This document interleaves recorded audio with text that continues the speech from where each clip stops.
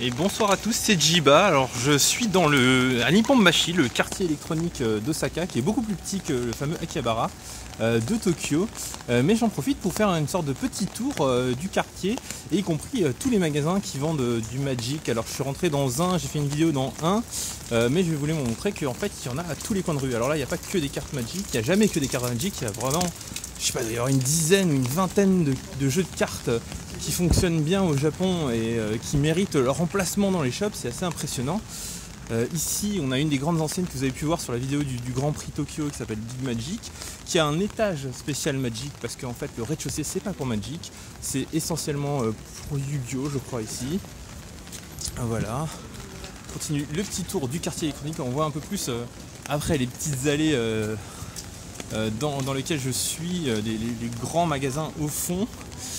On a les fameux magasins, là on a une boutique Namco, enfin une salle d'arcade tout bêtement, avec toujours à l'entrée toutes les petites boules qu'on peut acheter.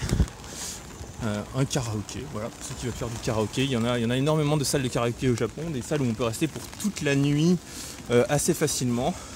Donc là, cœur du sujet, un quartier électronique, donc des magasins d'informatique, il n'y a plus qu'à savoir en faire. Ici, qu'est-ce qu'on a? Un magasin de comics, donc de manga, également sur plusieurs étages je crois. Voilà, un parking avec de belles voitures.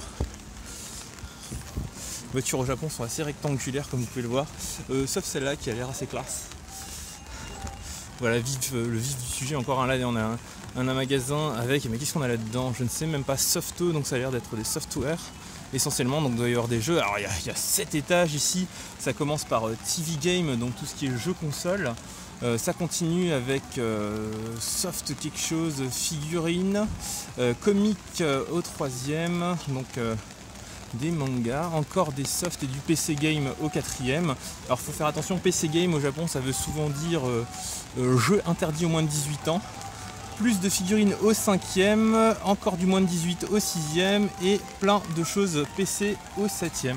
Enfin, il y a vraiment exactement tout ce que vous voulez dans un seul et unique magasin. Donc le magasin dans lequel je suis rentré tout à l'heure, que je vous ai filmé, il est un peu plus loin, il s'appelle Yellow Submarine. Vous avez peut-être déjà vu la première vidéo. Il est ici, le Yellow Submarine, la première sortie du Yellow Submarine est là. Alors je dis première, pourquoi? Parce que vous avez peut-être pas vu, mais de l'autre côté, il y en a un deuxième là au fond qui est pour tout ce qui n'est pas Magic.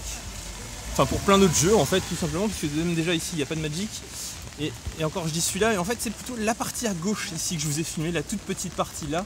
Ça étant l'enseigne principale du quartier, avec, mais pas que du jeu de cartes, en fait il y a un peu beaucoup plus de choses dedans, ils font des jeux de figurines et plein d'autres choses. Voilà. Donc le quartier à manger juste à côté. Si après votre FNM vous avez envie d'un peu de bœuf, il y a ce qu'il faut. Donc je suis pas du tout dans la rue principale, j'aurais peut-être dû tourner à gauche pour retourner dans la rue principale. Ici à l'époque quand j'habitais dans le coin, il y avait un donneur kebab qui venait de temps en temps. C'était assez sympathique. C'était assez bizarre de voir ça au Japon. Qu'est-ce qu'on a ici? On a un gros Mario en entrée du magasin. De quoi? Il y a des figurines, il y a des. Je sais même pas ce qu'il y a dedans. Des jeux des peluches, ça a l'air d'être du jeu rétro en fait. Voilà, une boutique encore un peu plus classique de jeux, de mangas. C'est le quartier, il y a vraiment ça partout.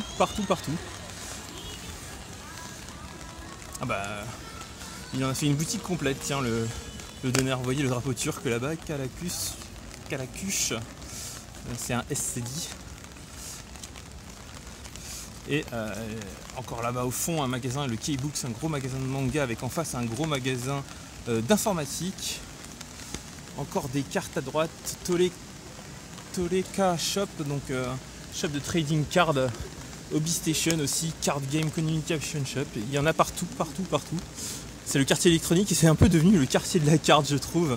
C'est super sympa, il y a vraiment énormément de jeux de cartes chez eux. Je sais pas si vous voyez, c'est un peu sombre. Tous les types de jeux de cartes qu'il y a. Ah, Force of Field, combien? 7000 yens. Vous pouvez voir même à l'extérieur, ils vous vendent les cartes, il y a des affiches partout. Des ramen pour après votre Friday Night Magic. Hein. Le quartier, il y a vraiment tout ce qu'il faut, c'est super sympa. Donc voilà, je vais m'approcher encore de celui-là. Et je vais m'arrêter là. Comme vous pouvez voir ici, il y a visiblement, principalement, c'est quoi? C'est du Yu-Gi-Oh ça? Oh, il y a aussi pas mal de MTG, regardez, on voit d'autres cartes à gauche. Regardez, on est un mardi après-midi et il y a un monde pas possible là-dedans. Alors que ces gens devraient être au travail ou à l'école. Hop, Dragon Ball Heroes aussi, je ne sais pas ce que c'est. Je vais aller m'empresser de voir à quoi ça ressemble. Et toujours au milieu, des salles d'arcade et puis des magasins de... Il y a encore un magasin de cartes. Et des magasins de manga et d'animé et d'ordinateurs, d'informatique. Voilà. C'était Jiba au centre de Nipponbashi, le quartier électronique d'Osaka. N'hésitez pas à partager les vidéos si elles vous plaisent et bien liker surtout. J'ai vu que la vidéo sur Tokyo, sur le GP Tokyo vous a plu. Donc ici c'est pareil, en plus je brave la pluie pour vous faire ces vidéos. À la prochaine!